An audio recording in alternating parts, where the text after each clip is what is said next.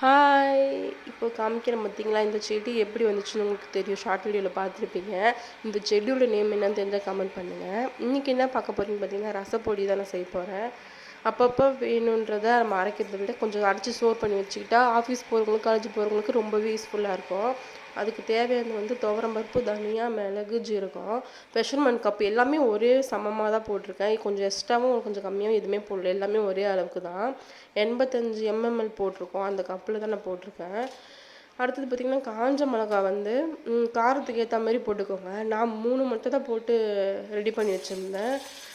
உங்களுக்கு காரம் நல்லா சாப்பிடுவீங்க, ரசம்னா உங்களுக்கு அதிகமாகவே இன்னும் போட்டுக்கலாம். கடாய் நல்லா ஹீட் ஆனதுக்கப்புறம் அதை நல்லா வறுத்து எடுத்துக்கோங்க. அது வறுக்கும் போது பட்டு பட்டுன்னு வெடிக்கிற மாதிரி ஒரு சவுண்டு கேட்கும். அதுமாரி ஃபுல்லாக நல்லா ஆனதுக்கப்புறம் அதை நல்லா நீங்கள் ஆற வச்சு மிக்ஸியில் போட்டு பொடி பண்ணி ஸ்டோர் பண்ணி வச்சுக்கோங்க. அரைக்கும் போது மஞ்சத்தூள், பெருங்காயத்தூள் அது மட்டும் போட்டு சேர்த்துக்கோங்க.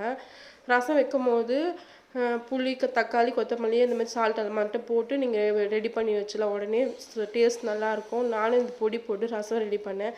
வீடே கம்மன்னு வாசனையாக ரசம் ரொம்ப டேஸ்ட்டாக பசங்களாம் சாப்பிடுவாங்க. ஓகே, பாய்.